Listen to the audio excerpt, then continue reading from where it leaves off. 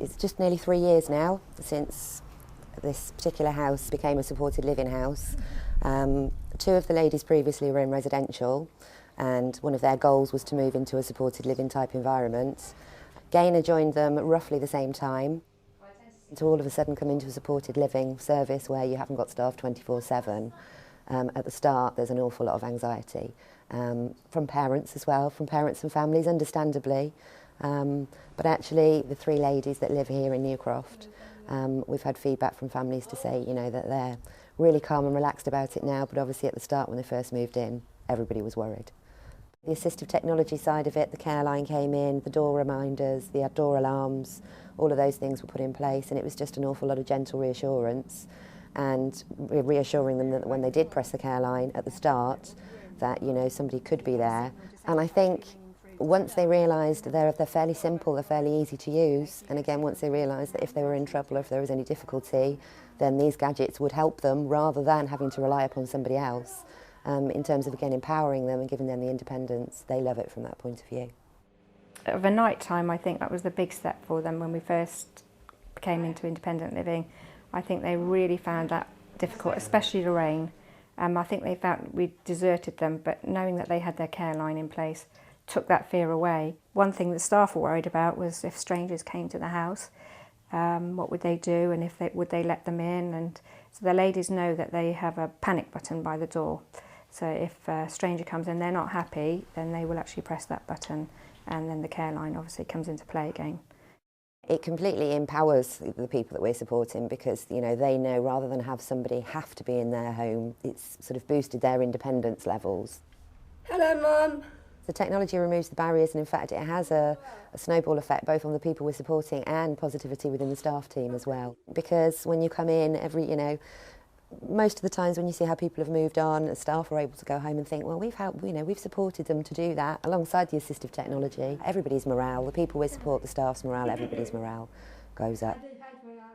I can't tell you how much I enjoy my job. The ladies are brilliant, and to see them achieve gives me the biggest buzz you'll ever know. And it might be something very small that they learn to do, or I help them to do, and then they feel confident to do it. Or it could be something massive like Lorraine being able to go outside on her own now, walking safely down the road. But to see them achieving is brilliant. They really, really have taken to being independent, and if they can do it themselves, they do try. Might not necessarily with the washing up, but everything else they like to do for themselves. The elements of the technology have given them the confidence and the self-esteem that they can do more for themselves, and that has generated opportunities for them to go out into the community, to obtain work experience, and so it's had a real knock-on effect. It's been wonderful to see the three of them grow in their confidence, with the view that some now are considering moving to living alone or living elsewhere and not in an HFT property. Amanda and Gaynor both want to move out into their own homes. They want to be totally independent, which is amazing. If you'd asked them that 2 years ago, no way, no way. But they even down to going to get jobs, having the confidence to go and ask. Lorraine herself actually walked into a local hotel and asked if she could have a job. 2 years ago, she would never have done that. So I think their confidence is building, and of course their aims are getting higher and higher now because the ladies have no limits now. They'll come into me one day and say, oh, Cheryl, I've seen something I'd really like to try. And at first I might think, oh my goodness, how am I going to do that? But we just work our way around it. We go through a process. Right, this is what you want to do.